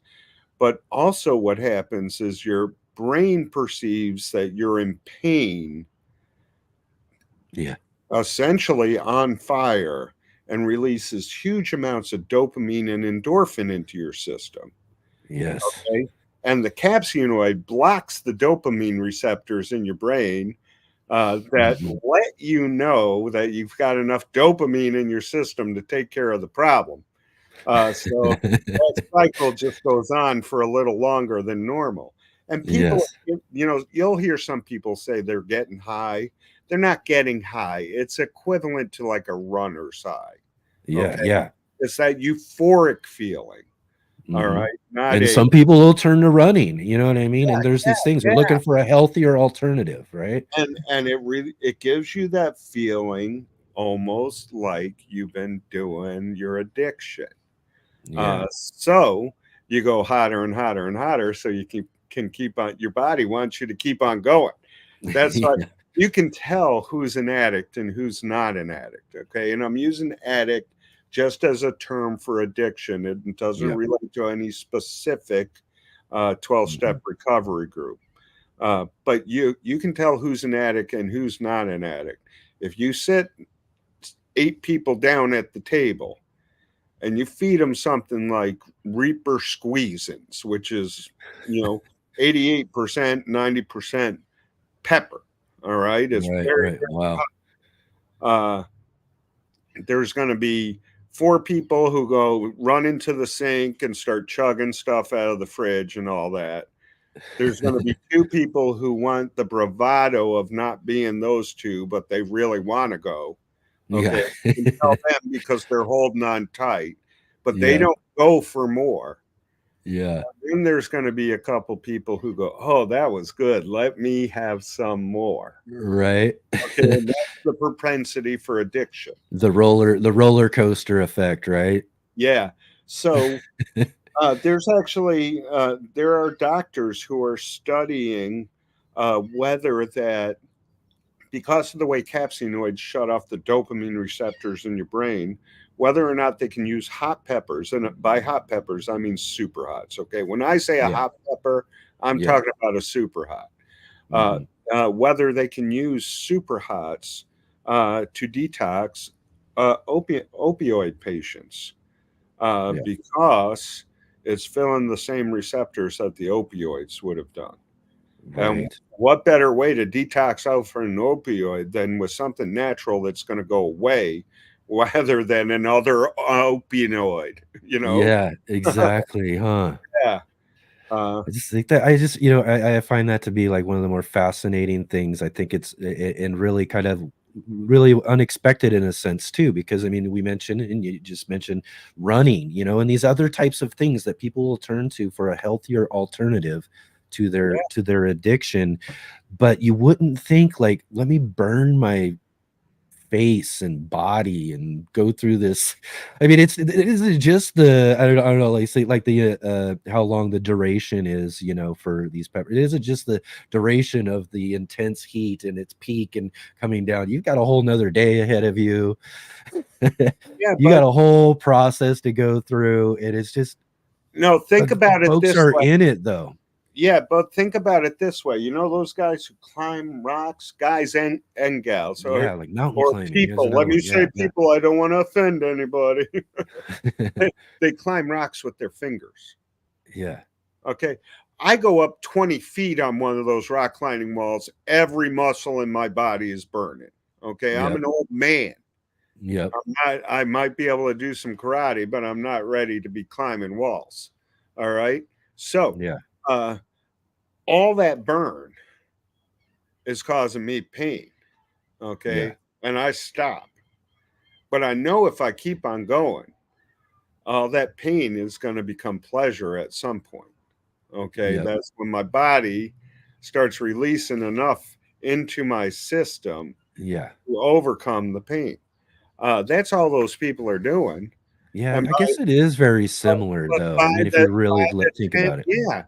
by the 10th or 12th time that they're climbing those things, they don't even feel that burn when they're starting. They don't feel it until they're getting close to the top Right. because their body anticipates the base brain, which is where all this comes from, anticipates what is going on and Yeah. starts pumping out the endorphin and dopamine before the actual need is there. Yeah, yeah. So that's exactly how that super hot stuff works too. Even though the body knows that there's going to be, those receptors are everywhere on your body. You might have fire hose, you might have ring sting, uh, Right.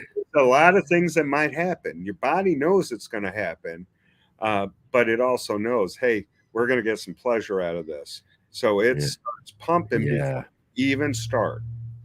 Yeah, I guess, in the long run too, you get someone to explain it and you start really thinking about it. It does really make sense ultimately when it comes down to it. And, Yeah. God bless all of those folks who do find that and whatever it takes for them to be able to move through and their recovery, and I think those are just really great things. I think it's really awesome part of your story and your company's story and what you do. We're winding down here towards the end of our interview. I do have a few quick questions that I kind of hit you up with real quick here. Just some kind of quick ones. Besides your Carolina Reaper or your Pepper X, what was the third one though? You did mention three. Oh, Or what was the first? couple of them, but the next one's Pepper Y. It's going to be it's in a hot sauce for hot ones called the Apollo. Okay, but the real trademark name is Pepper Y. And Pepper Y, I've just started the data for the 3-year cycle. We have one 3-year cycle behind us where it became stable while it was in those 3 years. So Awesome. we've got at least 3 years before that comes out because I want to make sure it's genetically stable before anybody gets it. Yeah, excellent. All right, so besides Carolina Reapers and Pepper X, what is your favorite pepper? My absolute favorite pepper is the chocolate Scotch bonnet from the island of St. Vincent. That is the most tastiest pepper for all around eating. You can eat it raw, you can cook with it, everybody can enjoy it.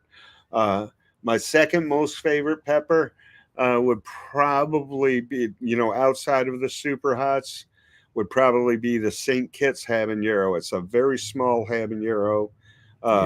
I've only found it on the island of St. Kitts, and it is extremely flavor, almost citrus, almost to the point of you would think it's a piece of fruit, not a pepper. Right. Okay. Oh, And man, that sounds good.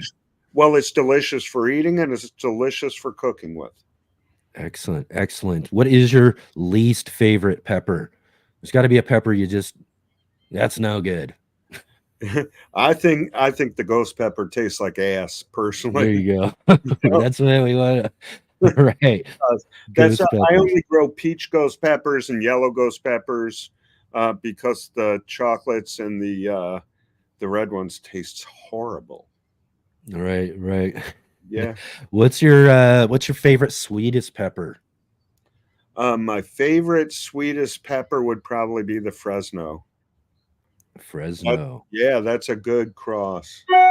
All right. Now, besides taste, what is your favorite plant to grow? I mean, as far as plants are concerned, pepper plants.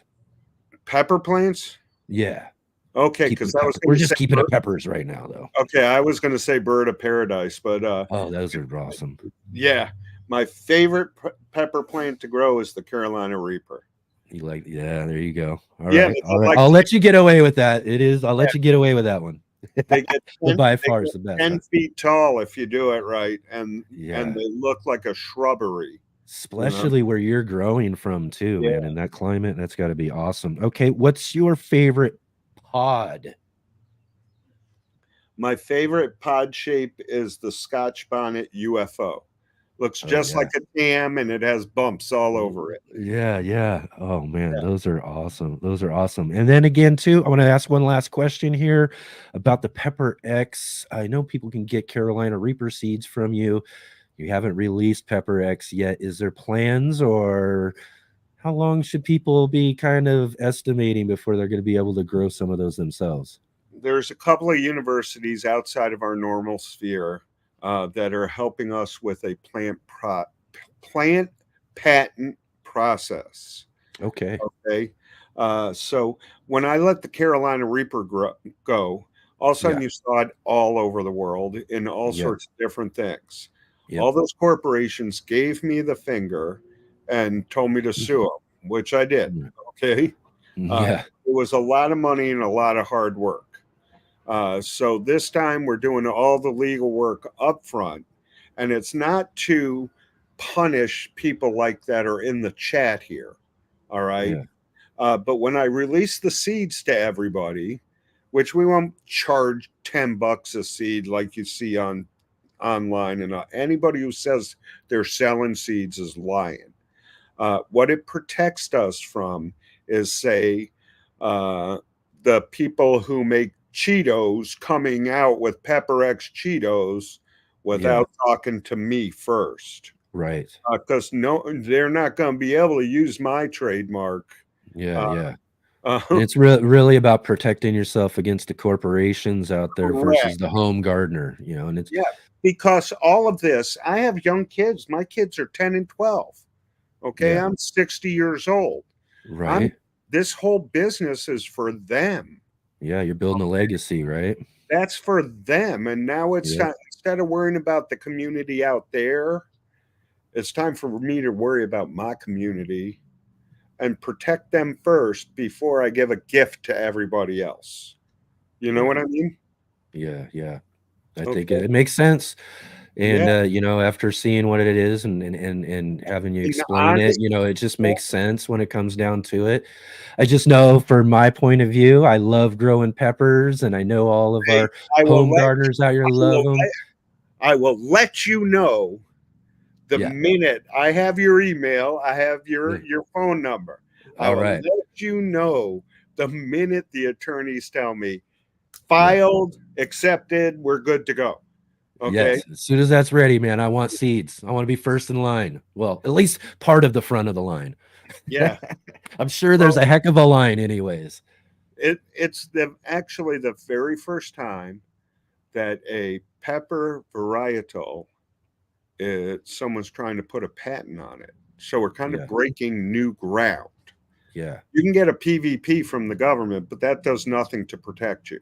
This is real patent. Okay. Yeah. So, exactly. So as soon as it's done, man, and I'm not a lawyer, I don't know when it's going to be done. When they tell me 2 weeks, it takes a year. When they tell me it's going to take 6 months, it takes 2 months. Lawyers, they're just guessing anyway. Yeah, that's right. Let's see here real quick. One last question. I was going to try to make that one the last one, but there was a quick question that kind of came in. I thought was kind of good for gardeners anyways. Rob was asking, what should we feed hot peppers with? So what are the type of things? How do you care for your plants? I know you do more of a natural farming practices and things. Yeah, what we put into our plants we really put it into our soil. We use a boat ton of turkey litter. We're using real lime, not chemical lime that you can buy at the market. And we're using worm castings, but we get it by the tanker. Okay. we don't do a bag. We do thousands and thousands of gallons and pump it through the system. And then if we have to do any amending at all, the plants will let you know if they need something. And with super hot peppers, all they ever need is calcium or magnesium. So you can get natural CalMag products or fish emulsion or things like that. That will do the trick in a heartbeat. Just make sure it doesn't have any extra chemicals in it. Because really healthy soil is all they need. Healthy soil is all they need.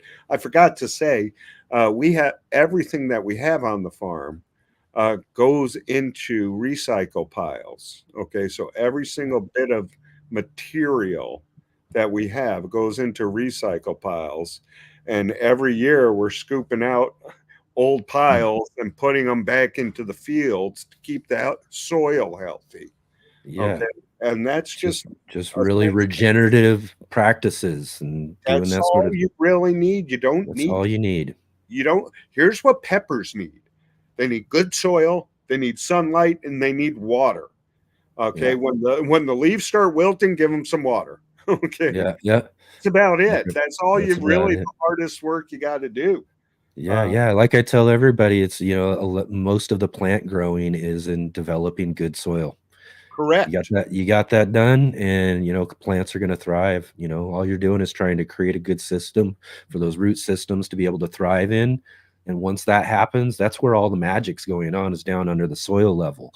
you know, and then we get to see the rewards at the top of the plant where everything goes and stuff. It's kind of what I was talking about when I was talking about starting my seedlings, you know, and making sure that we're putting in just the right things to just kind of kick those roots into gear. And we're doing that in the soil.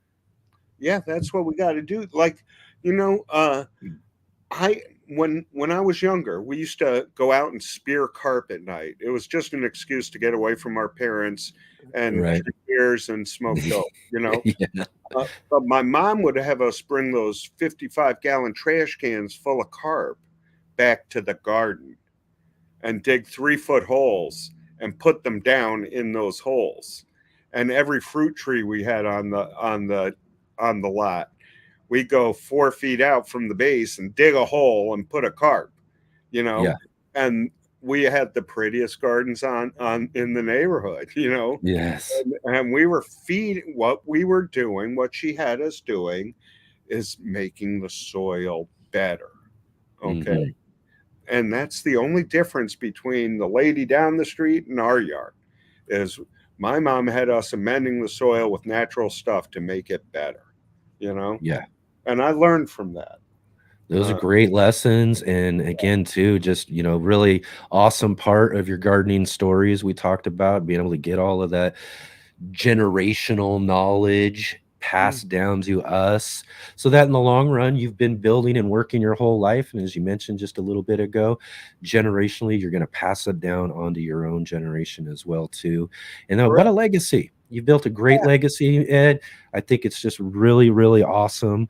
And really just, again, thank you so much for, you know, coming here onto the show and you know, and sharing the story with us and talking all about the, you know, not just the peppers themselves, which are, you know, completely fascinating, but the people behind these sort of things are what's also really fascinating. And what we really love to do on this show is to be able to talk to the people behind the things that we're reading about and talking about when it comes to home gardening and growing and all of that, and to be able to talk with the world record holder for the world's hottest pepper here on our Sunday edition of the show. And just such an honor, Ed, and thank you so much for being with us today. Hey, let me just say real quick, it's not a me thing, it's a we thing. Yeah, community. I couldn't do this without my bride, okay? And Yeah. I couldn't do this without my team. And I couldn't do this without the support of the community. That's right. Okay. And it's a we thing. And when people get out of the me and start listening to the we, great things happen. Community, if you live in a city, go to a community garden and learn something. That's right. First three words of the U.S. Constitution, right? Yeah, we the people. That's right. Everything that I know about plants, you can find in a book at the library. Okay. That's right. Go to them libraries. Even the knowledge my mother passed down was written down somewhere. Okay. And that's the easiest way to learn about this stuff. Don't go to the internet because it's full of falsities. That's right. That's right. Do some study, get down and do some learning. And even better, just get your hands in the dirt. Start great. I know I say dirt. I hate it. I can't believe I actually said that, but get your hands in the soil and start you know, gaining some experiences and experimenting and find those things in the process of growing. You're going to find, you know, you're going to find yourself, and you're going to find some community as well too. Yeah. I'm here at the salt marshes right now. On right behind me is the ocean. Okay. But I'm real interested in why all the plants that are around the salt marshes, all the shrubberies and plants that people have planted, look beautiful and are blooming, and the salt isn't affecting what's going on in the plant. And that's what I've been doing here. I've been looking down and kind of looking at soil structure and stuff. And after we're off, I'm going to go down there and play around for a little bit and see what check it out. Yeah. That's right. Yeah. But I love that. And that's what we are. You know, if we're really, truly passionate plant people, as I like to say, garden enthusiasts, it's these sort of things that fascinate us and bring us to the garden each and every day. And again, I hope you enjoy your afternoon there, checking all of that sort of stuff out. And again, really, I don't want to take up too much of your time, although I'd like to chat with you just a little bit after the show here for just a minute. But I'm going to go ahead and close this all out real quick. And again, one big, huge thank you from me and all of us in our gardening community here. Having you come and join with us and sharing your garden experience has just been really, like I said, just a real honor. Thank you so much, Ed. Oh, no, the honor's all mine, man. Thank you for having me on, and let me just talk a little bit about what we do out here. Yeah, it's been great. All right, we'll see you in just a moment. See ya.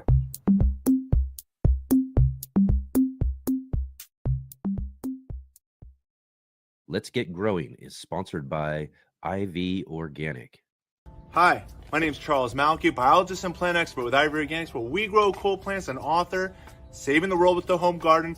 IV Organic 3-in-1 Plant Guard has 7 natural oils that protect your plants, not just from the summer heat as well as winter cold, but also protects your plants from damaging insects and rodents. The oils in the product include castor, cinnamon, clove, garlic, peppermint, rosemary, and spearmint. These oils are natural insect and rodent repellent oils, which are encapsulated by the base powder, offering your plants months of protection at a time. 1 application per year will suffice for protection against damaging summer sunburn and winter sun scald, but if the target is pests, application as much as 2 to 3 times a year may be necessary.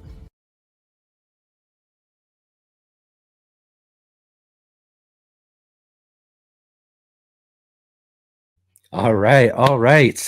Here we are at the end of the show. What a great, great conversation with Smokin Ed Currie from the PuckerButt Pepper Company and the, I guess, 3-time world record holder for the hottest pepper in the world. And again, what a pleasure for all of us to be able to have these sort of conversations here on the Let's Get Growing show here on the Urban Gardener channel.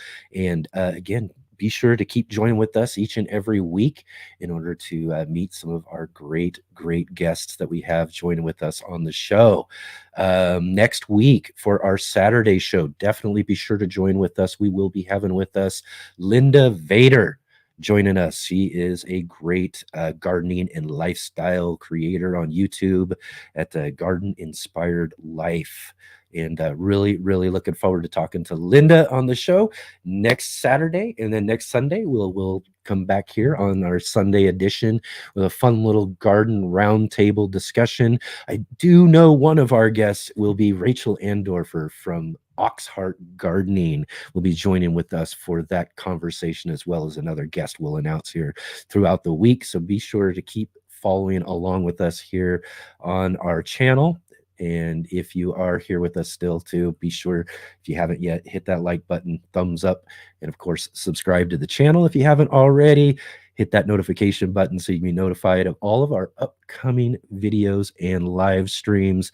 And as well, be sure to share with all of our garden friends there. And as you saw in our last break there, IV Organics is our sponsor for the show. Be sure to check them out at ivorganics.com. And if you do purchase anything, which I'm telling you, you got to get their 3-in-1 plant guard. This is just an amazing thing. Every gardener should have a bit of this in their garden shed. And if you do go get that, be sure to use our promo code GROW10, GROW10, in order to get 10% off your purchase there at ivorganics.com. Awesome. Again, thank you so much, everybody, for joining with us here today on the show. Thank you so much to Ed Currie for being our special guest today, and just rounding out just what was a really, really great weekend here on the show, talking all about some of the hottest peppers in the world, super hots, and peppers in general. Again, one of my favorite plants to grow. I hope that you all have some really great pepper plants growing in your garden this year. And from all of us here at the Let's Get Growing show, we'll see you all next weekend.